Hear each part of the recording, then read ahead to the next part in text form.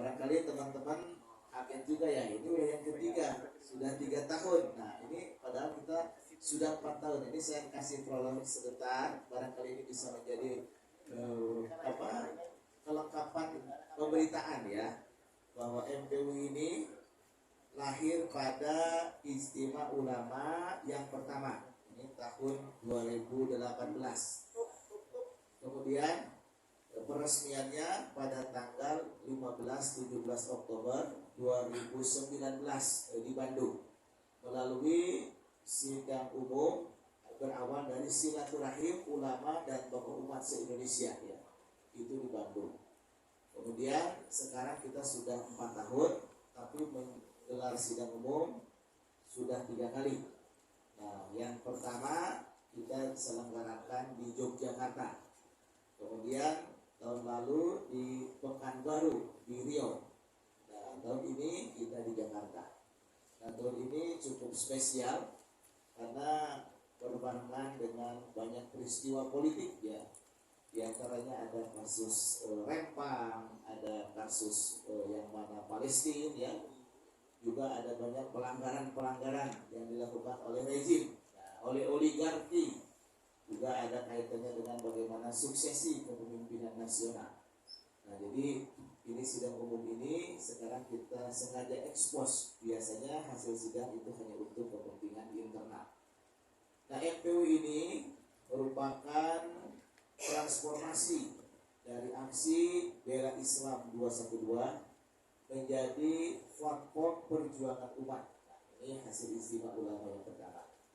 Nah, di MPU ini anggotanya ada 212 orang. Nah, yang kita harapkan perwakilan dari semua provinsi yang ada di Indonesia.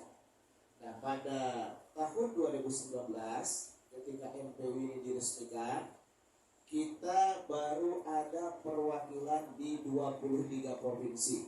Nah, pada waktu MPUI diresmikan tahun 2009, kita mengamanahkan ada 9 orang yang memimpin MPUI yang bernama Komite Kepemimpinan atau KK9, yang mana yang 9 orang itu ketua utamanya adalah Al-Habib Rizik bin Hussein Shihab, yaitu beliau sebagai ketua utama MPUI. Kemudian didampingi oleh 8 orang tokoh. Ada Bang Dullah ya, Dr. Abdullah Hehamahwa. Kemudian ada Allahu Yarham Dr. Mu'idudillah Basri. Nah, ini dari Solo. Nah, ketua DSKS. Kemudian Allahu Yarham Dr. Irfianda Abidin dari Padang. Nah, kemudian juga ada Ustadz Muhammad Ahwan. Nah, ini yang di sebelah kanan saya, dari sebelah kiri saya, nomor 2. Beliau dari Amir Jamaah Ansarus Syariah. Kemudian ada Ustadz Bambang Setio. Nah, beliau dari Bandung ya. Kemudian ada Profesor Daniel Muhammad Rashid. Ini dari Surabaya.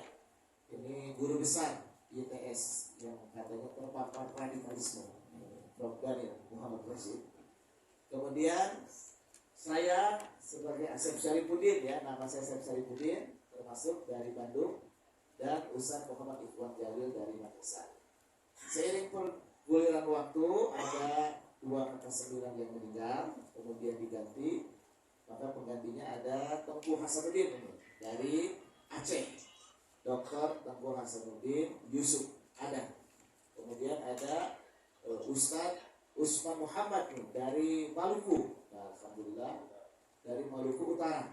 Nah, kemudian juga ada Dr. Burhanuddin dari Riau yang tadi pagi beliau mohon izin, kemudian ada Al-Jurusan meninggalkan ke Riau.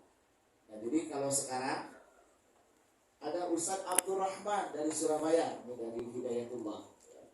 Jadi alhamdulillah sekarang KK9 tetap 9, tapi ada pergantian orang karena ada uzur syar'i. Nah, uzur syar'i yang sekarang itu ada yang meninggal, kemudian ada yang kemudian positioningnya lebih pas untuk di badan kehormatan karena berbagai macam pertimbangan.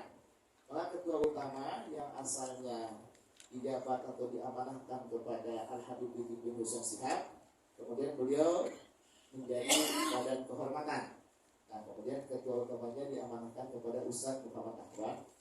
Kemudian Dr. Abdullah Mahwa yang asalnya salah seorang ketua yang membidangi politik hukum dan pemerintahan, sekarang juga sama diamanahkan di badan kehormatan. Dan di badan kehormatan banyak para asatidzah, ya, para kiai, para ulama dari berbagai daerah. Di antaranya Kiai Haji Abdul Somad yang mantan ketua umum MUI, ya. Nah, ini banyak bergabung di MUI.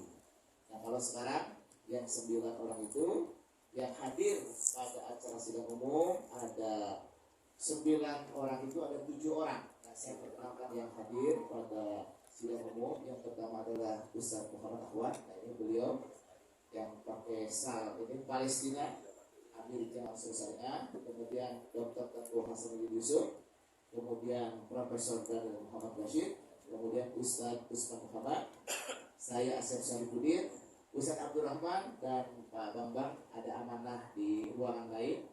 Dr. Burhanuddin, beliau tadi pulang. Ustadz Muhammad Iwan Jalil ada acara di luar. Kemudian yang hadir pada sidang umum kali ini ada 19 provinsi. Ini dari 23 hadir 19 provinsi. Dari Sumatera ada 7.